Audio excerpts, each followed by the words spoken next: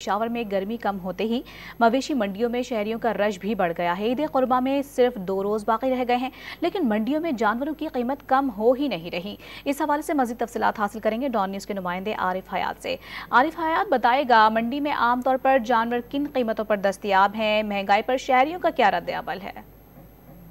जी बिल्कुल, ईद में दिन कम ही रह गए हैं और जो शहरी हैं तो वो अभी से ही अपने लिए जानवर पसंद कर रहे हैं। खूबसूरत जानवर की तलाश हर किसी को है, लेकिन यहाँ पर मंडियों में अगर सूरत हाल देखें तो जितने भी बड़े जानवर हैं तो उनकी कीमतें काफ़ी ज़्यादा हैं। कुछ लोग आए हुए हैं दूर दीगर अजला से आए हुए हैं पेशावर, यहाँ पर मंडियों में अपने लिए जानवर तलाश करें। उनसे बात करते हैं। जी, कौन सा जानवर पसंद आया और क्या क्या अभी तक कुछ खरीदा कि नहीं?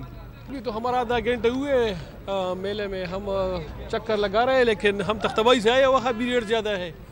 हमारा ये ख्याल था कि यहाँ कुछ रेट गुजारा हाल होगा, लेकिन यहाँ भी बहुत रेट तक जानवर मिले। यहाँ तक तो 3 लाख से ऊपर है भैंस, तो तकरीबन 3 लाख से 70 भी एक बंदे ने रेट बोला।